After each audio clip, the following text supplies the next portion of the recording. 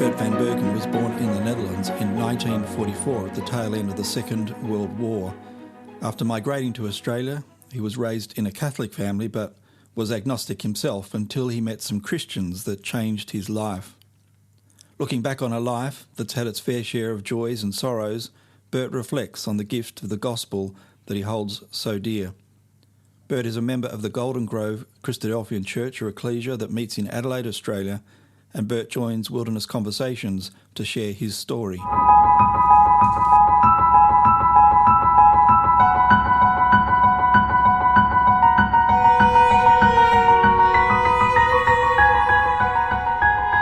Bert, thanks very much for joining Wilderness Conversations. That's okay. You were born in 1944, which is just at the tail end of the war, and I'm definitely guessing from your name you've got a Dutch heritage. Tell us a little bit about your upbringing.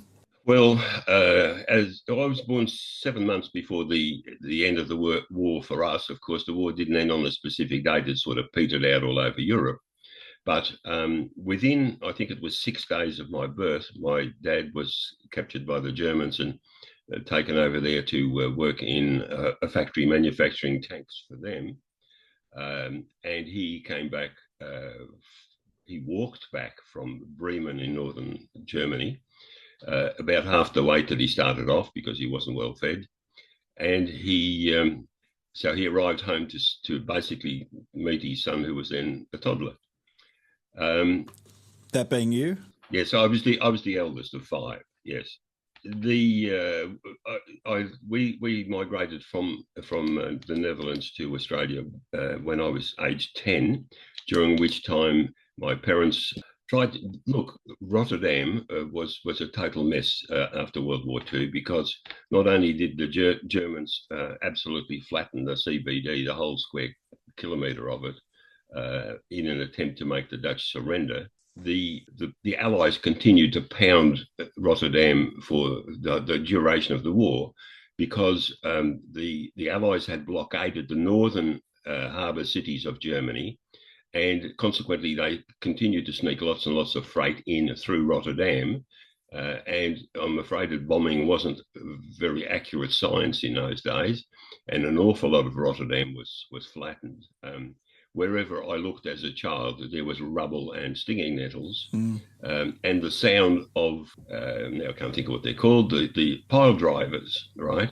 Oh, yeah. Because Rotterdam being a river delta, there's an awful lot of sand and mud before you hit anything solid that you can build on. So these little donkey engines that used to lift the weight up and then clunk, going day and night. So this was part of the rebuilding process? Oh, yes. And they reused a lot of the rubble, but the rebuilding was quite remarkable, because by the time we left, which was only 10 years, you would not have known that the place had been flattened. So, I mean, obviously it had been destroyed during the war. Yes. 10 years later, you still decided to leave, even though there was rebuilding going on and so on. And why would your parents choose Australia? Well, I think they would have chosen anywhere but there, to be truthful. I mean, A, from a weather point of view, it's a miserable country. B, economically, it was a disaster, as all the Allies were after World War II. I mean, the Americans were very generous to the Japanese and the Germans, but unfortunately, they made the Allies pay back, all the equipment that had been supplied was lend-lease, and they paid for it. And they paid for it for decades and decades. So purely they saw the potential of a better life anywhere but here. So as an example, my parents at one stage considered going to Kenya, which was about 6 months before the Mau Mau rebellion. So I'm glad we didn't go there. And like most Dutchmen at the time, they applied for Canada and Australia in parallel. The procedures, the health checks, the meetings, and they were always the other end of the country. So, there was a lot involved in it. I dare say the migration process probably took 18 months. So, and of course, you've got to have, various injections that we may not have had. So, we came from a very Catholic background. And when we arrived in Australia on the 5th of March, 1955, and we were immediately marshalled, shuttled by Catholic Contact to a migrant centre that they were running in an old B&B near Daylesford in Victoria. And we were probably there for only 7 or 8 weeks, which once again, the church had found my dad a job. They eventually found us a house of sorts at a place called Linton, west of Ballarat. And we spent probably 3 years living in Linton, but that became unsupportable because Dad had to get on a workers' bus to go to work, which was 2 hours before his start time, and then he came home 2 hours after his start time. So made for long days for him. I spent 2 years on a school train because I was secondary, where I became secondary. I mean, I had 2.5 years, I think, in primary. And of course, the strange effect, which probably most Australians don't realise, we arrived basically not knowing a word of English. Now, the little town that we settled in, which was 400 odd people, the other foreigners in that town were from Snake Valley, and they were treated like aliens, really. And then the Van Bergens arrived from Mars, and we were treated like Martians. Right, so a mixture of people. Yeah, well, no, just a lack of language, you know. Yeah, okay. As well as the culture, you just don't understand how things are done. I mean, we came from a big city with big city services back to, you know, hanging a billy on the fence post and all that sort of stuff, you know. So, yeah, but to give you an idea of the language difficulty, while my parents struggled with it for quite a long while, children pick these things up very quickly. And in fact, in my first year at secondary education, I won the English prize in that class, which is year 3, basically. Now, I'm not telling you that to prove how smart I am, but how anxious we were to conform, to be like everyone else. So you put a lot of effort into learning the language? Oh, yes. And eventually my parents did catch on. They became quite proficient. Well, you don't have a Dutch accent, so I suppose you came early enough. No, it's because I went to primary school. They beat it out of you. Oh, right. Yeah. Yeah, because you wouldn't pick you a Dutch at all. No, that's true. And mind you, it's something we worked at. An interesting aside, those in the 1950s, there were really 2 grades of English. There was that which everyone spoke, and then there was the ABC, which spoke very much like this. And that's what my dad English. wanted us to speak.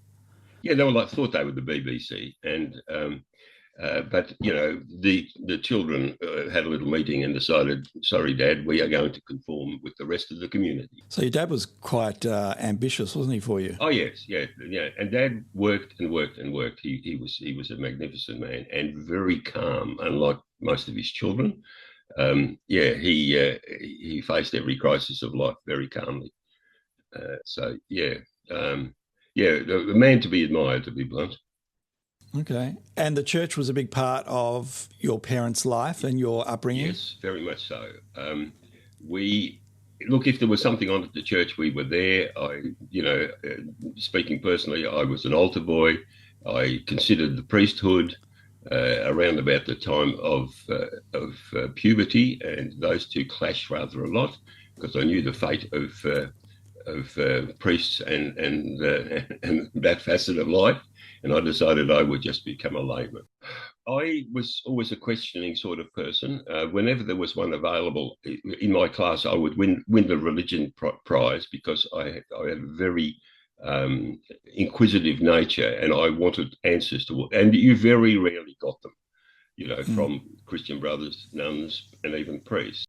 So basically, when Sandra and Sandra came from a Church of England background.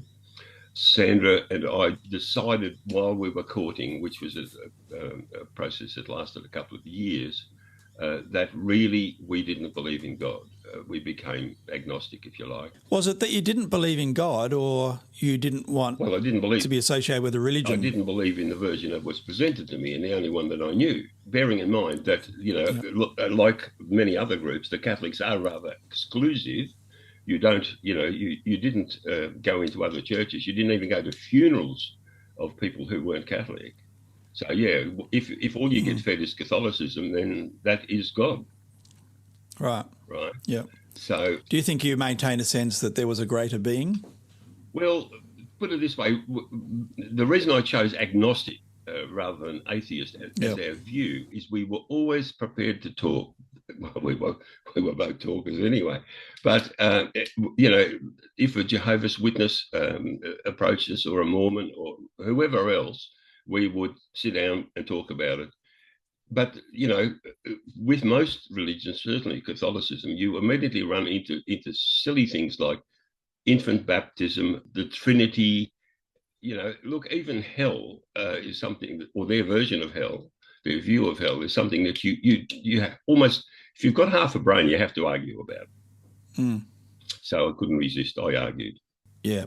You mentioned your dad was Catholic. Your mum also was part of that. Oh, yeah. Look, the whole family was committed, grandparents or whatever. Look, in our close ancestry, there were priests and nuns absolutely coming out of our ears, if you like to put it that way, right?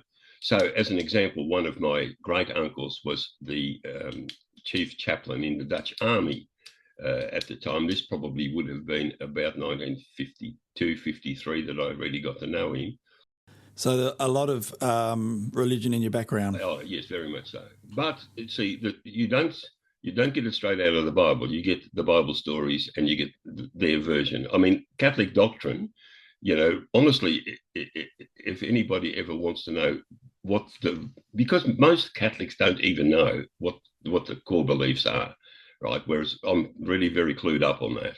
I'm our local Catholic expert. Yeah.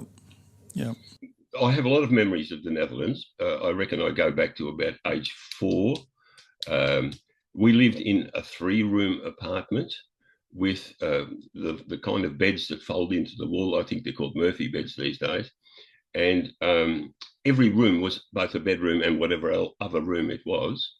Not only were there 5 children, 2 parents and a grandfather in that situation, but you get little things like my dad used to ride a bicycle to work, and it was stored in the attic, and he actually travelled through 3 stories of living quarters to get his bike up in the attic every night and bring it down again in the morning.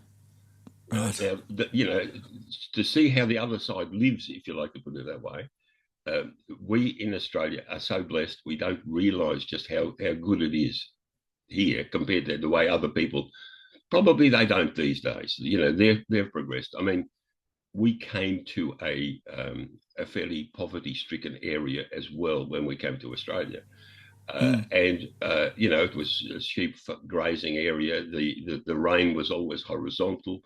It was miserable and cold. It was just like the Netherlands, really. Which is why nearly every Dutchman in Australia started off in Geelong or Ballarat, because they're the most miserable places we have. Everyone felt at home. Exactly. Yes. So Linton itself, small community, everybody knows everyone. We found them a helpful mob overall. We were very blessed in that the headmaster of the school, as well as saying, okay, we've got special cases with these children. If they're going to learn anything, they have to get English. So he set us aside as a group. The Van Bergens were the first to arrive, but within 12 or 18 months, there were probably 12 or more Dutch families in that town, because once again, the Catholic Church were active once they got their sights on something. And, we were set in a corner with a mentor and books like John and Betty and all these very, very kindergarten-y books. But put it this way, in my 2.5 years in primary school, I was up to the stage where another Dutchman and myself were numbered 1 and 2 in the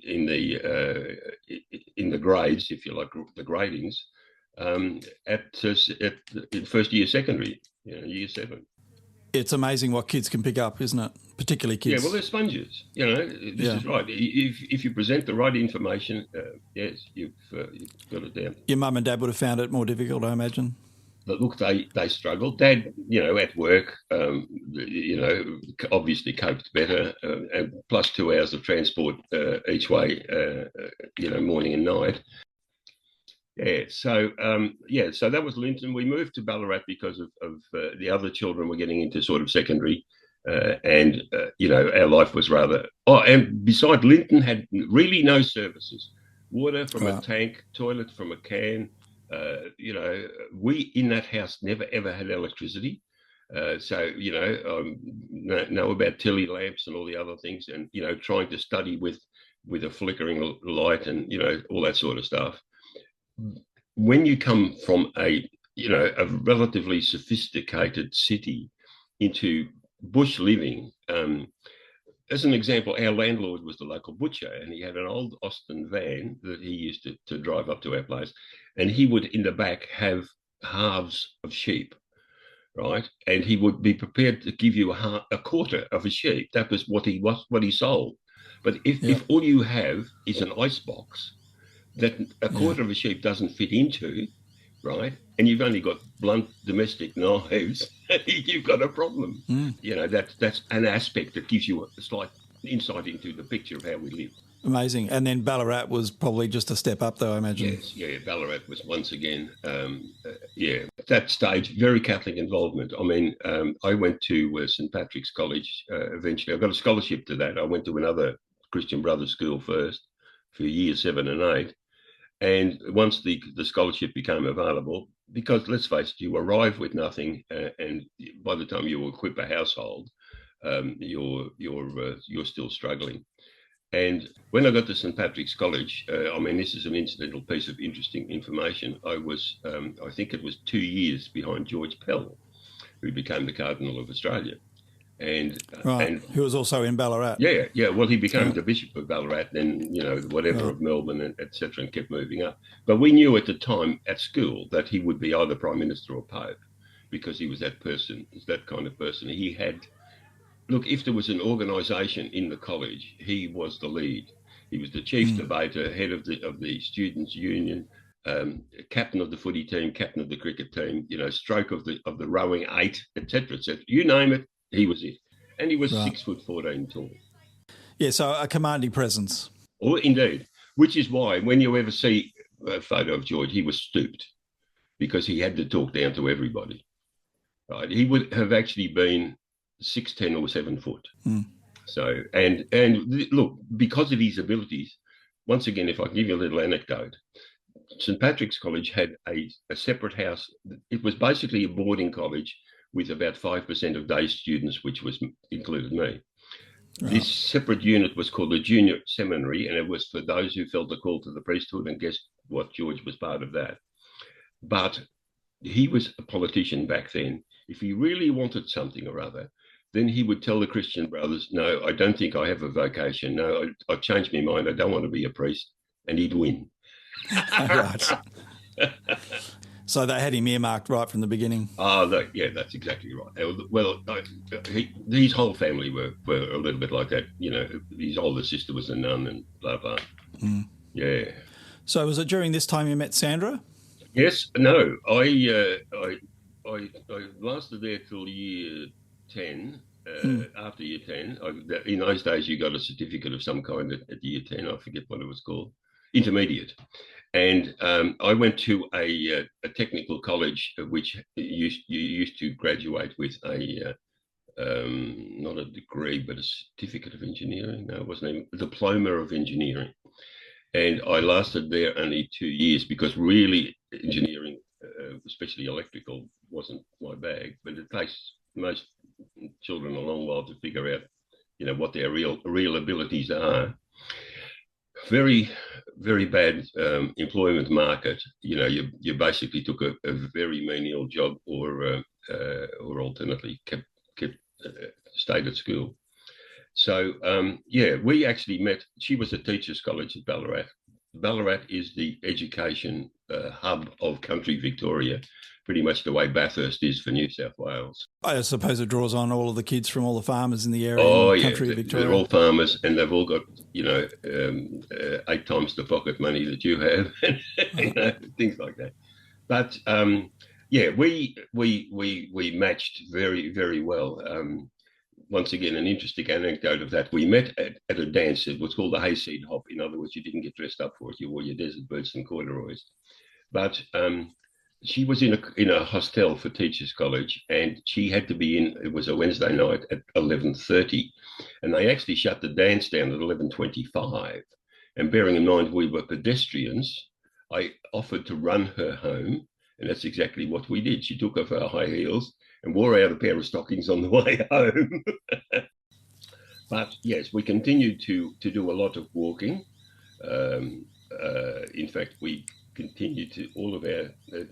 look, her first teaching appointment was at Manangatang, which truly is the centre of the universe. It's 40 miles from any other town. I've never heard of it. They used to have a race once a year, racing at Manangatang, very big deal.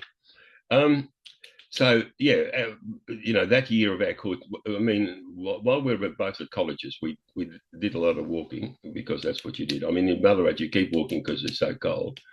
But her first posting was Manangatang, and by that stage, I'd got a job in Melbourne working on punch card. IT, sort of early IT, and our courtship was by phone. Really, we'd probably see each other once a month, maybe. But we're both talkers, we're both thinkers, and those were the days when everyone was worried about the atom bomb. I think it's a little bit like revisiting the world today, except these days nobody worries. In those days, people stayed awake of a night worrying about it. And we got married young. I think Sandra was 20 and I was 19. I had been working in Melbourne on this punch card job at the time. The punch cards naturally graduated into computer, so computer operating, computer programming, systems analysis, and all sorts of other stuff. So they were the very early days of computers. Oh yes, I think the IBM, who were then the clearly the leaders in computer sales, commercial computers. They had 7 1401s in Melbourne, and there was a big IBM thing at the University of Melbourne, and that was it. So the maximum core, as we used to call the maximum RAM that you could get in a 1401 was 16K. For those people in computer, they'd absolutely love that figure because they've probably got 512 in their watch. Yeah. So, and that'll be 512 gigs. It won't be kilobytes either. So yes, there was a lot of very sophisticated programming just trying to get the job done, and things were very slow. From the company that I started off in, I went to Ford Motor Company and doubled my salary in one fell move. And things became, a lot. Fords were obviously more organised. They had 35 people in the IT department. And so that's because of our initial poverty, if you like, we started having children straight away. We had Annette first, and so you take on absolutely anything to earn money and to save money. So Sandra didn't want to part with Annette by putting her into childcare or anything. So she actually decided that we would buy a losing money every week type milk bar, and she would run the milk bar and stay with the child. Now, you say losing money. I'm assuming you didn't think it was losing money at the time you bought it. Oh, yeah, no, we did. We knew it was losing £10 a week, but we also thought that we knew why, and we could turn that around pretty quick. And basically, we bought the business for the price of the equipment and the stock. Okay. Right. And so did you turn it around? Oh, yes, did we ever? Yes, that's good. right. Yeah. Okay. No, we specialised in losing businesses because our soft drink factory subsequently was also losing money hand over fist. We're in Melbourne because Ford, was it down towards Geelong Way? No, Ford's head office and main manufacturing plant was at Tullamarine. Oh, okay. No, sorry, not even that. Sorry, I've got that wrong. Broadmeadows. Right. On the Melbourne-Sydney highway. Yep. Geelong became the stamping plant for panels and engine manufacturing. Okay. And probably had since the late 1950s. Just going back to Sandra, was she a local? Was she a Melbourne? Sandra was a girl from Mildura area, right. And eventually we did gravitate back there, which was the reason she was in a hostel and that she was at Ballarat for her teacher training. Right. And it also meant that, look, neither my parents approved of the union nor her parents. Mine because of the Catholic Church of England divide, and her parents, and I'm sorry, I'm going to have to put it in exactly his words. He said, "No bloody foreigner is going to marry my daughter." So you're still seen as a Dutchman. Oh yes, yeah, and because Harry had some access to foreigners that he disapproved of. Also, he was a very insular British person. He was brought up in the Docklands in London, and he had been a merchant seaman for all his working life until he moved to Mildura. Now, just a bit of Sandra's background from London that you might be interested in. There's an interesting anecdote. Sandra was born in September 1943 during an air raid underneath the delivery table because of the bombing. Right. That brings it home, doesn't it? That makes it real. Exactly. That's right. That makes you a true Pom. Yeah. Yeah, exactly. Yeah. So, but look, my relationship with my in-laws was rather delicate for quite some years. But eventually, I think they found that, I wasn't the scary entity that they thought. And I was looking after their daughter quite well. And in fact, eventually looked after them quite well. So, the stigma came off. Mm. So you moved to Mildura? 1970. 1970. So I'd had just under 7 years with Ford Motor Company. So about 9 years in the IT business. And Ford Motor Company at that stage, everybody in the IT department was offered a job and was interviewed by American Airlines. And theoretically, that would have been at triple the wage we were receiving at Ford's. Sandra and I decided not to go because I looked into the cost of living in New York, and you were right in the CBD of New York. And the costs were such that Sandra and our, by then, 2 children would have been living, 100 or so miles away, and I would have been living in a broom cupboard in New York. So we didn't think our marriage would survive that. So we stayed, but 95% of the department left, and it left an enormous burden of computer programs that were not really well documented for the rest of us to, a new hire doesn't have the company structure, the company's culture at all. So about 2 or 3 of us basically bore the burden of that departure. And I probably put up with it for about 2 years, nearly 2 years. And I was working, 12-hour days and still getting paid the same, and working weekends and overnights and things like this. And, I was beginning to get very shaky hands. And, so it became not worthwhile. And so, as I said to my boss at the time, look, I'm sorry, but, I think I've done my share. I'll give you 3 months' notice. I'll finish all the projects I'm on, and, goodbye. So, and part of that reasoning was because we had actually had a look at a little soft drink factory in Merbein, where my parents-in-law were living. So Merbein, just outside of Mildura. Yes, that's right. Just, the northernmost town in Victoria, Merbein. Yep. And when we visited them, they had a corner store. And at that stage, the water supply in Merbein was pumped straight out of the river with no treatment whatsoever. And when you ran a bath for the kids of a night, they were cleaner than the bath. So you just pulled the plug and let them go. So what did you do for drinking water up there? Well, this is where it gets interesting. You see, tanks. Yeah, okay. Tanks. If you didn't have a tank, you didn't. Those were the days really before bottled water. Yep. But the local soft drink guy came and delivered these crates of lemonade, and it was beautiful, clear and sparkling. And I said to him, how do you make this water back into that lemonade? He said, come down and have a look at the factory. And we basically spent the day. It must have been the middle of winter when they weren't busy, asking a lot of questions. And of course, that preyed on my mind when I was having my troubles at Ford's. And eventually we decided that we would have a soft drink factory. We negotiated for one at Wonthaggi. We tried to get one sorted out at Benalla, a couple of other places. We considered starting up from scratch and looked into all of that. And eventually the factory at Merbein came on the market. And so the same one that you'd seen through? Yeah, right. Exactly. Yeah.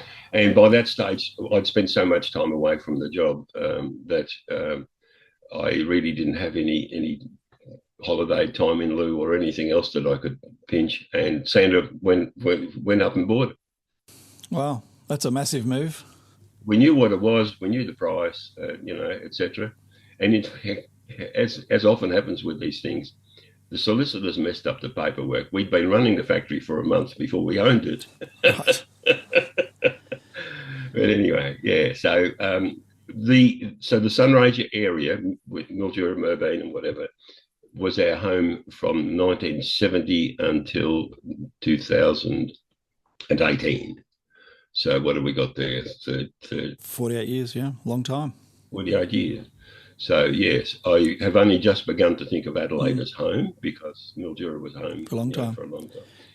And once again, I thought, look, I'll get rid of all this overtime and all this messing about. But when you run a little show that you're trying to build up, and you do it with lack of staff, our hours didn't improve terribly much, to be truthful. It just became more physical, because lifting crates of soft drink is, a crate of returnable bottles was 25 kilos. Wow, and once I built a bit of muscle, I could pick up 4 at a time off the floor and load them on the side of the truck. Now people go and pay at the gym to be that fit, but So what was the brand name of the soft drinks? It was very catchy. It was a little bit like the Schweppes thing. Their family name was Chiselers, right. Chisel. I vaguely remember visiting as a kid and going through the factory. I reckon about must be 30% of all Christadelphians in Australia have visited at some stage, and you'd give them a tour, you'd tell them all about how it worked, and all they were interested in was the free sample. Well, 30% of Christadelphians over the age of 50 probably now that as time moves on. Exactly. Well, that's right. We've not been in it since about 2000. So yeah, I mean we took on just distributing Schweppes. I mean, part of the problem with a bottling plant is the fact that other packaging, becomes the fashion, if you like. So cans and all the like. Well, canning is such a high-speed, expensive thing that you would handle somebody else's brand, and in our case it was Schweppes. And eventually we just gave up bottling because we were losing money hand over fist, and we became Schweppes distributors for a very large area, which went from Waikerie, Broken Hill, Swan Hill, probably down, as far south. Right, so you just shut down the factory. Shut down the whole manufacturing thing, yeah. Oh, there's 1 or 2 lines that you tried to keep going. For those of us who remember, Cola Cordial was the go at Rathmines Bible School. Right. Because originally we used to drag it up there, and then eventually it became so popular that we used to take the ingredients up and manufacture it up there. And, I mean, we used to have... Well, it was rumoured to kill all germs. So at Rathmines, that was quite a handy thing. Oh, look... Yeah. So come back to the family in a second, but just on the career thing, what did you do when you gave up the bottling? Well, we ran a sizable distribution business. We had depots, and I mean, by this time our largest truck was legal at 12 ton on top, and on the Broken Hill run, it was considerably heavier than that on occasions. There's a lot of handling of stock. And we were also trying to dispose of equipment that had been from the bottling days, and yeah, that's in an industry. Look, in 1970, when we bought the place, one of the flavour reps showed us his customer book, and he had 511 separate soft drink factories as his customers. Wow. So let's just say there were 600 or 700 little bottlers. Or bottlers in total all over the country, right? Right, so a whole lot of, it's like a little cottage industry. Well, it was. I mean, our first bottling equipment used to do maybe 22 bottles a minute, right? And, I mean, in the end, we were doing like 300 a minute, but... then of course you've got your cans and your straw packs, and there's a whole lot of ancillary stuff that goes with it, and you're into refrigeration. I mean, at our peak, those glass fronted fridges that all the shops have got, we owned 220, I think, of those, plus coin in the slot vendors and post mix machines, and so you diversify more and more. It gets more and more complicated, and at the end of the day, because it's not a profitable industry, your staff know nothing. So guess what? Like, guess who gets called out for whatever the problem is? Bert will go out there, style of thing. So our home life must have been a sore trial for Sandra. And then gradually the big guys take over. Yeah, well, I mean, I really made the decision to quit. Our worst load ever to Broken Hill, which was probably just under a ton, and it went up on a 12-ton truck. And you watch that drive out the gate, and you make big decisions. Right now, there would have been the depth of winter, whatever it was all about. But it's just so visually startling that you think it's decision time. And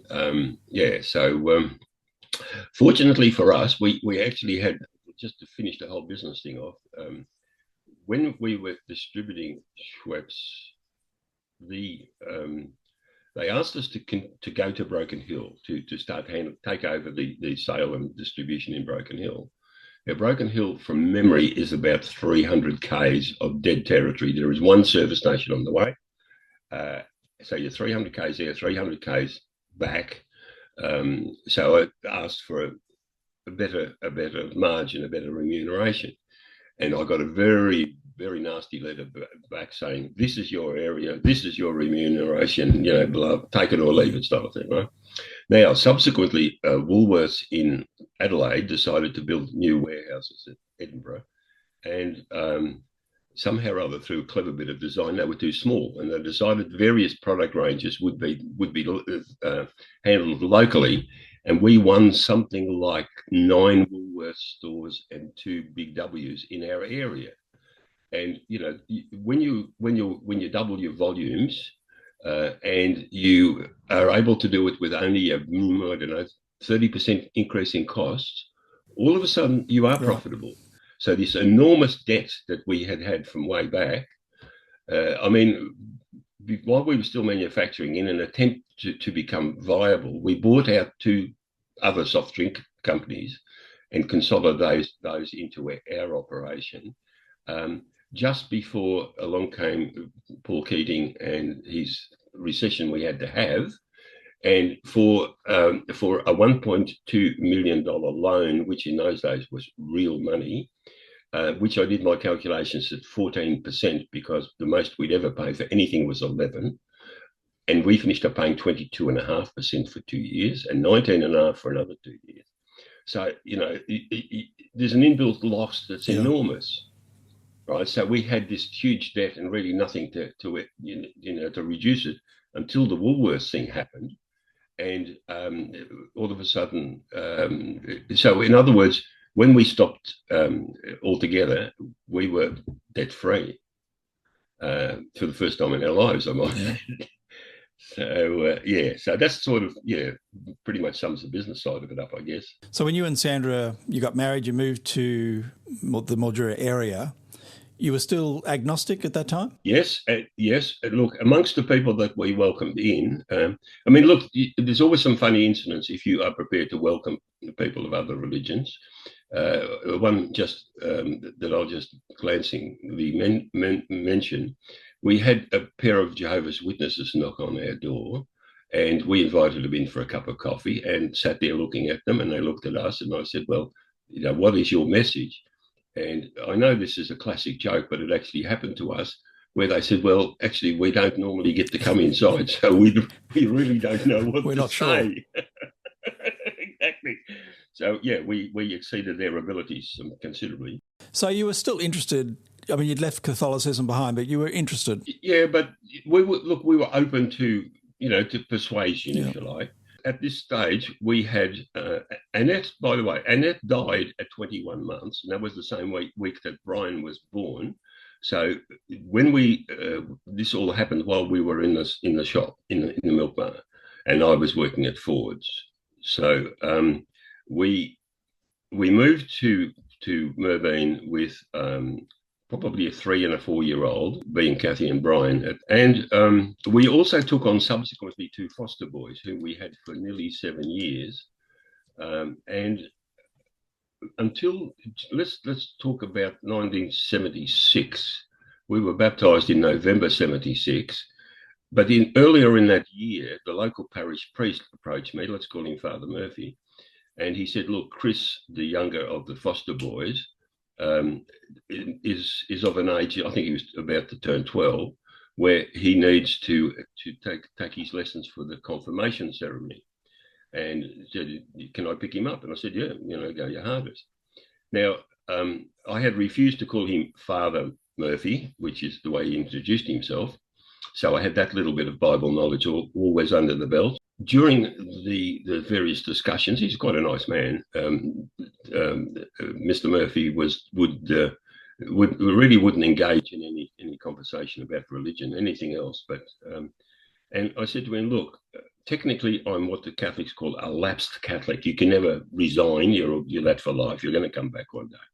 I said, technically I'm a lapsed Catholic, but I've been reading the Bible lately, and I have a lot of doctrinal questions in that the Bible teaches one thing and the church says another. Now, can we sit down and discuss this? And Mr. Murphy says to me, no, look, I'm not the kind of priest. I'm a social priest. He said, I don't really do doctrine. It's not my bag. And I said, well, look, in a month, 6 weeks, the confirmation ceremony is on. Do you mind if I approach the bishop with the same story? And he said, go your hardest. So the confirmation ceremony, where the bishop from Ballarat comes up, the diocese of Ballarat is the whole western part of Victoria. And I approached him on the same basis that I said, look, I'm finding differences between Catholic teaching and what the Bible teaches.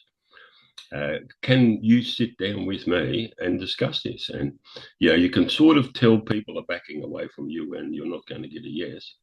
So I said, look, somewhere in the diocese, there has to be an enthusiastic young priest that can sit down and talk about these essentials for my eternal salvation. And I don't mind how much trouble I have to go to. I don't want to put him out. I will travel to his place at his convenience, at his time, to have these discussions. And all the bishop said was, as he peeled back his sleeve, look, if you'll excuse me, I have to be at golf for 10 minutes.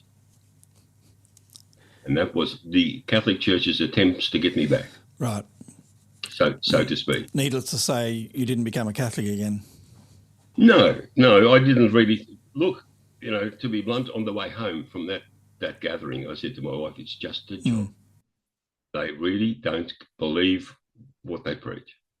And they, unfortunately, the sample size was only two priests, but I don't think they were standouts from the community. Look, the Catholicism is about membership, it's about power, it's about money. Because one wrong doctrine leads to another, they have painted themselves into such a corner that it's indefensible, especially if you've got a Bible in one hand.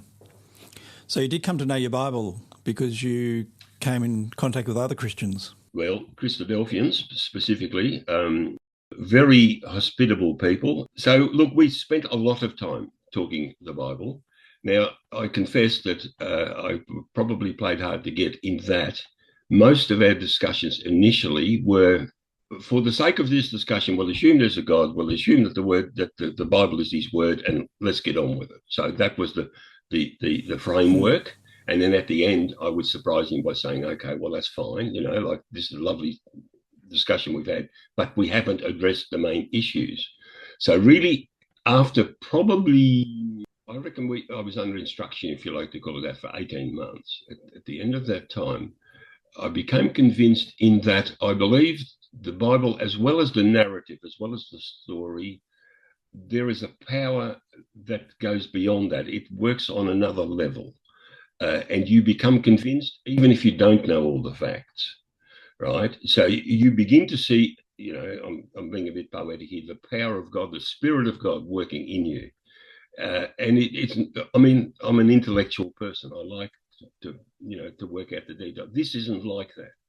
This is conviction rather than persuasion, and I became convicted. And as I said, Sandra and I were both baptised together in November 1976. And really until 2018, we were members of the Mildura meeting. I think at the time we were baptised, we were members 7 and 8. The peak of the Mildura ecclesia that I have been aware of, which is now probably about 8 or 9 years ago, was 64. It sounds like your conversion, if I can call it that, was sort of progressive. It wasn't sort of a light bulb moment, but rather a progressive coming to understand the truth. Yes. Yeah, I think, look, it took me years to actually realise that the big difference between what I believe now and what the rest of the community believes, I can see the purpose of God. I can actually see some usefulness for this life and an eternal life, right? Because it is about God, whereas we all live as if everything is about us.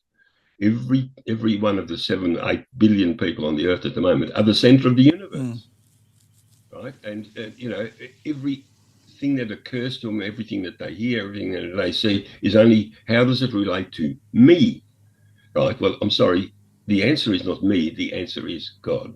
And once you begin to nibble at the edges of that concept, I think you really understand life and its purpose. Yeah, and that all fell into place for you. Oh, yeah. We decided to surprise them by not for once letting them know we were coming. We arrived at their house one night and said, look, we both want to apply for baptism. Can you set whatever it is in motion for that? And they said, well, actually, it's already quite funny because we had decided that you weren't ever going to be baptised. We're giving up on you. You must have come across as quite difficult people, I imagine. Well, no, Sandra was only a trailer. I'm sorry, the difficult person you're talking to at the moment, right? But don't worry, he has his share of difficult as well. Yeah. So, yeah. Well, that's a great story. Meanwhile, you've had children. Let's go back then to the milk bar, and you mentioned that Annette was born. Tell us about Annette. Annette had a heart problem, which we subsequently found after many years runs in my family.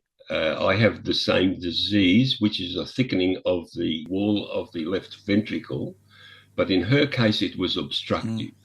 Now, in 1966, when she was operated on, open heart surgery for children was in its very infancy. It hadn't been done in Melbourne. Right. And she didn't survive that operation. Now, what made that operation and her death very, very hard on Sandra was we were open in the shop 14, 15 hours a day. There was no let up there. And she had a newborn baby in Brian. Brian, I think, was 6 days old when Annette died. And, of course, I had to go to work as well because I was working rotating shifts on my computers. So she spent a lot of time on her own, surrounded by inquisitive customers, if you like. So, yeah, she probably really suffered during it. Once again, in the same milk bar, she carried and had Kathy born, who was a year and a fortnight after Brian. Then we had a 20-year gap when we were already in Sunraysia, where David was born 20 years after Kathy. So we had our children alphabetically. We had Annette, Brian, Kathy, David, right? There was room for more and there was intentions for more. But, if you're at the stage of having 20-year gaps, you're not really fulfilling the process. Right, so one can only imagine who E and F might have been, but wasn't to be. Well, we did discuss the end of the alphabet because there are some very unsuitable letters there for names in our view. I'm intrigued, though, going back to the death of Annette, which must have been horrendously difficult for both of you. Yes. And it sounds like you were both buried in work as well, which may or may not have been a good thing. I'm not sure. Well, in some ways it is. It's because it's a distraction. You've got to get on with life, right? Now, I confess that what used to happen at that stage, for the reason of Sandra's sanity, if you like, I had converted my job to being pure night shift. So we knew when I was home, etc. And at times when I should have been sleeping, we would put Brian in a pram and walk and walk and walk and talk, right? So, and there's a lot of emotional interreliance there. Look, myself, I don't like to go on about, your feelings, but the night that Annette died, she'd been operated on the day before and she was in intensive care and we had been told to wander in any time we wanted. And I got a phone call at 2:30 in the morning saying, this is the hospital, intensive care, come quick. So I raced, I set a new record to the Royal Children's And I walked straight into the intensive care ward to be faced with a straight line trace on the monitor and to be marched out to the waiting room and forgotten. Mm. So at 8 o'clock, when the chief surgeon happened to wander past, so I've been sitting there since, I don't know what the figure is, let's say 3 o'clock, right? I've been sitting there for 5 hours with very outdated magazines. And he said, "What are you doing here?" And I said, "Well, I was called in at 2:30 this morning." And he said, "Oh, didn't anyone tell you she died?" Oh, nice. Well, over the years, I've become convinced that the medical fraternity are not trained in public relations on any level. Well, hopefully they do a better job today, but that's horrendous. I think it depends a lot on who you get. Right? You're, at this stage, you're sort of agnostic. Yes. Did that affect your thinking about God? It was very painful at the time of the funeral. It was very painful because everyone, I mean, let's face it, in your little corner store, you've got 500 or 600 customers, right? And they all know very quickly, when you've put a notice up that says closed today because of funeral in the family, so even if they don't know what's going on, they very soon will because they ask you. So you're faced with, and some people, look, probably most of us are clumsy, but some of them are unbelievable. So a religious input at that stage. One lady said, "Oh, isn't God good? He's given you a baby to replace the other one." And you go, "Well, I'm sorry, we didn't take that in the spirit in which it was presented." Right. So and look, it does affect you enormously, but when you and see subsequently, Brian was killed in a car accident at age 22. So in a sense, we went through it again. Now, by that stage, Brian was a married man, and 8 months after he died, his wife delivered his first child. So he became a father, posthumously. If my memory serves me correct, Brian was probably born in 1966 because that's when I was born, and I reckon he was about my age. Does that sound right? Yeah.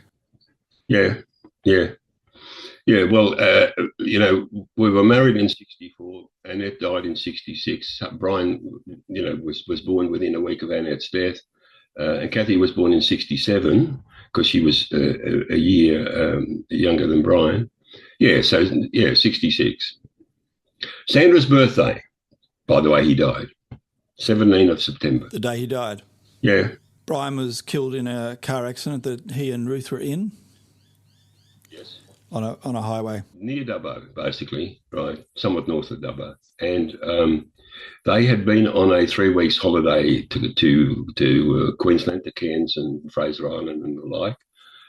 They had a meal with Christadelphians, as they left, and they were intending to drive straight through.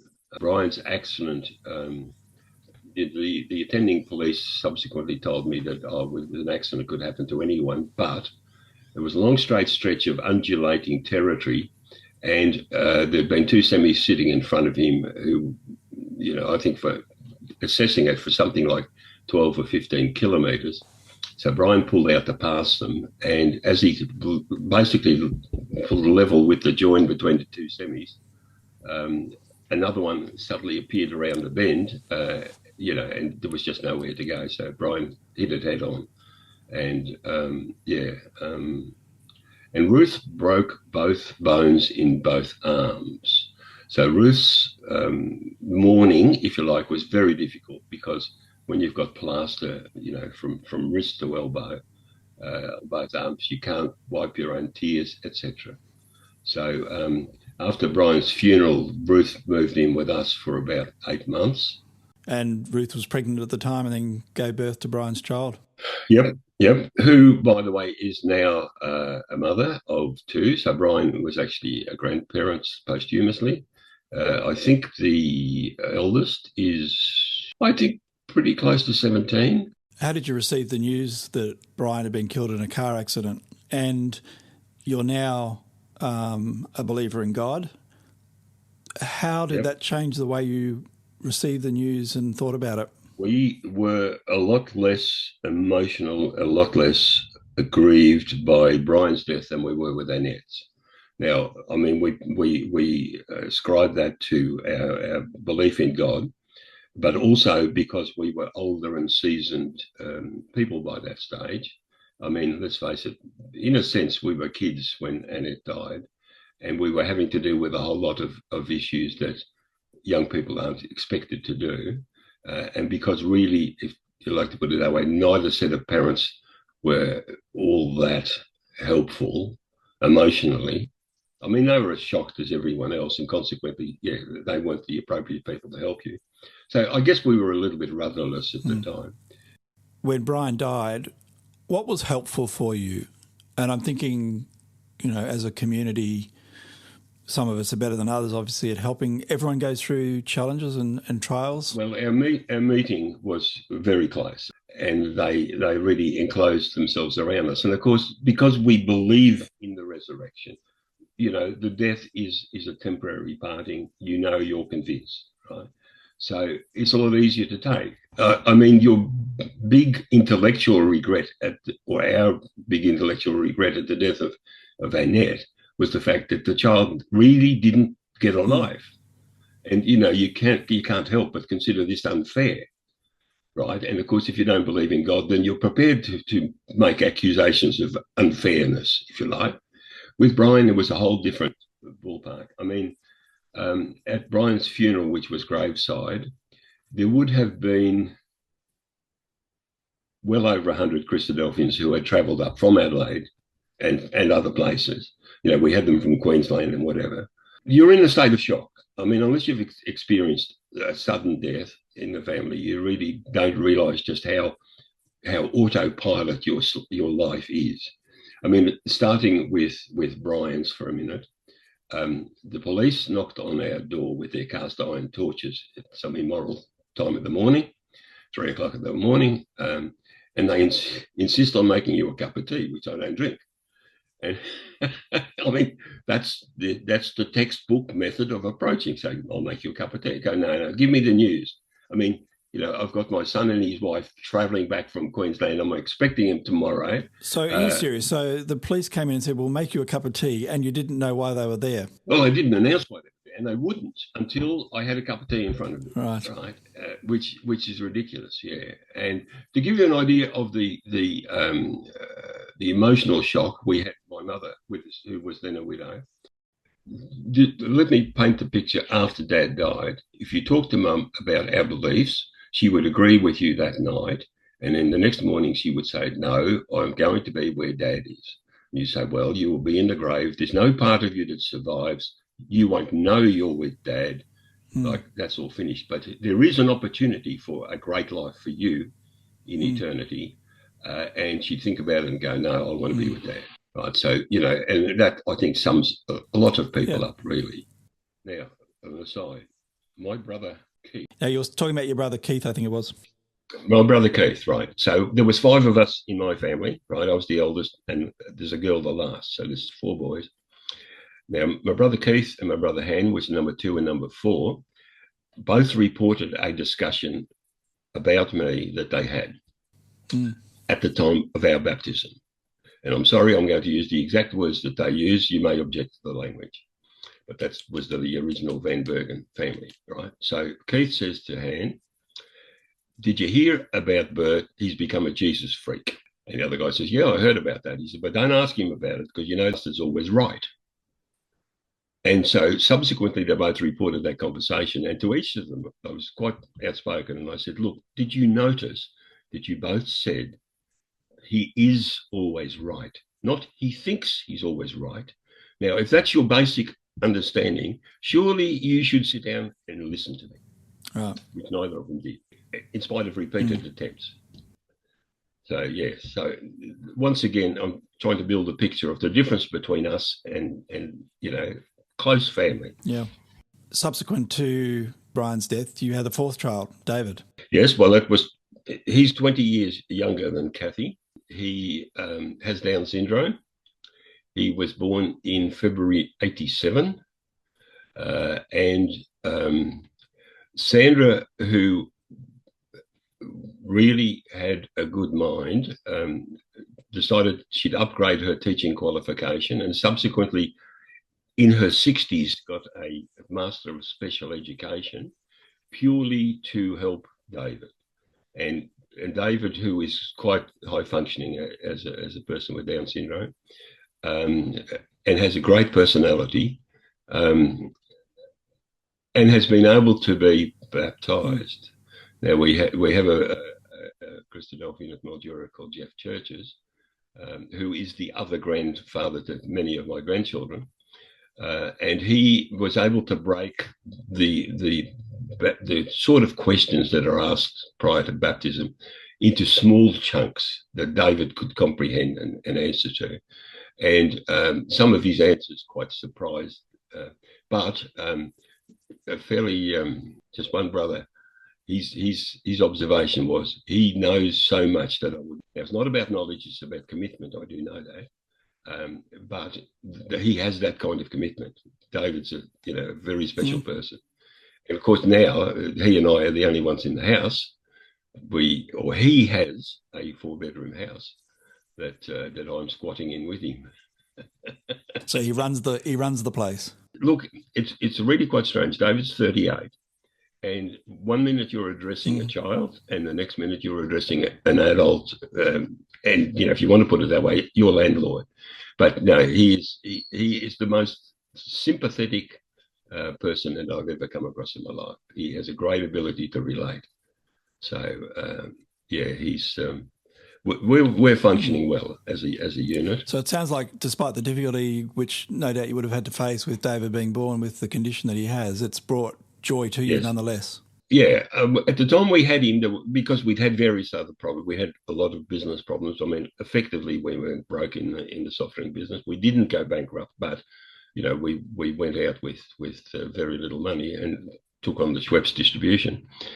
Many of our close friends and relatives said, "Oh, like you poor dears, you've had all these troubles," and they're quite happy to enunciate them.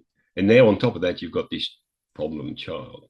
Well, there's an old adage that says every cloud has a silver lining, and he is our silver lining. He has given us and a lot of other people a lot of joy. So, I'm now 80, so we're starting to look to the day when I'm not around. And, he's found himself a niche in our meeting here at Golden Grove. No two ways about that. So, he's not a blob. He's an individual with his own views about things. And, and as I'm starting to lose the plot, he's filling the gaps. Right. You're complementing each other very well. Yes, pretty much. Mind you, we're both forgetful. That helps. It really helps. Well, you're looking back over an incredible life. For those who are listening, could we perhaps sum it up? What's sort of a takeaway message? What is one of the key learnings you've had that you can share with us? Look, a lot of people say to me, "Why have you had so much trouble?" And they try and bring God in a sort of sense of blame.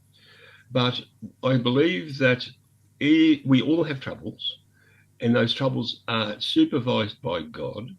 And they are designed to mould you, to modify you. Now, whether you see it happening or not in your own life, because we have rather short-term segment, if you like, that we're focusing on, we all have a lot of rough edges that need knocking off. And sometimes it takes severe trials to do that. If you really have the concept that it's not about you, it's about God, then you realize that he is prepared to reward those who, in spite of their troubles, still seek his righteousness, what he has planned for us all.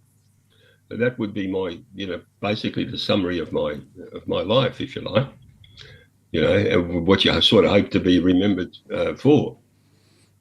So, I don't think I could put it any clearer than that. Bert, thanks very much for joining Wilderness Conversations. All right, thank you for having me.